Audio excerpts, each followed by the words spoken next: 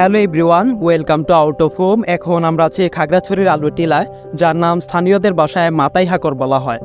খাগড়াছড়ির অন্যতম পর্যটক কেন্দ্র আলু টিলা অত্যন্ত বৈচিত্র্য ও সৌন্দর্যমণ্ডিত, যা খাগড়াছড়ির শহর থেকে মাত্র 8 কিলোমিটার পশ্চিমে অবস্থিত। ভূপৃষ্ঠ থেকে এই পাহাড়ের উচ্চতা 600 ফুট। সুউচ্চ এই পাহাড়ের চূড়ায় দাঁড়ালে খাগড়াছড়ির পুরো শহরকে দেখা যায়। তাই অনেকে এই পাহাড়কে দার্জিলিংয়ের সঙ্গে তুলনা করে থাকেন।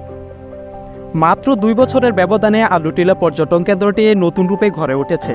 পর্যটন মন্ত্রণালয় এবং খাগড়াছড়ি জেলা প্রশাসনের যৌথ অর্থায়নে প্রায় 7 কোটি টাকা ব্যয়ে প্রবেশপথে তৈরি করা হয়েছে সুদৃশ্য তোরণ।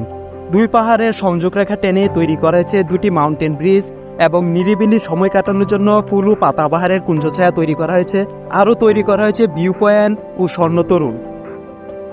আলু টিলা গুহা প্রকৃতির অপরূপ সৃষ্টির এই সুড়ঙ্গ পথ পাহাড়কে এ পাশ থেকে ও পাশ পর্যন্ত ভেদ করেছে।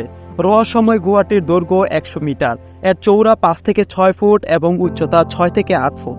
আর সুড়ঙ্গের ভিতর দিয়ে যেতে সময় লাগে 10 থেকে 15 মিনিট। আলু টিলা থেকে সুড়ঙ্গ পর্যন্ত পৌঁছাতে 311টি সিঁড়ি এবং গুহা থেকে বের হয়ে উপরে উঠে আসতে 192টি সিঁড়ি অতিক্রম করতে হয়। ঘুটঘুটে অন্ধকারে গুহার উপর থেকে ঝিরঝির শিরশির করে আসা পাহাড়ি ঝর্ণার পানি নেমে পা ধুয়ে দেয় পর্যটকদের। অনেকে নিজেদের স্মৃতি নিশানা রেখে যেতে গুহা থেকে বেরিয়ে তাদের নাম লিখে রাখেন পাথরের গায়ে। আজব এই গুহার সৃষ্টির রহস্য আজও কেউ খুঁজে পায়নি। এই গুহাটির রহস্য এতই আজব, এটি কবে কখন কে প্রথম আবিষ্কার করেছিল সে ব্যাপারেও কোনো সঠিক তথ্য কেউ জানে না। তৎকালীন আলু টিলা মহাজন পাড়ার কারবারি প্রবীণ সেন ত্রিপুরায় কয়েকজন সঙ্গী নিয়ে 1920 সালে প্রথম আলু টিলা গুহা আবিষ্কার করে তা অতিক্রম করে বলে জানা যায়।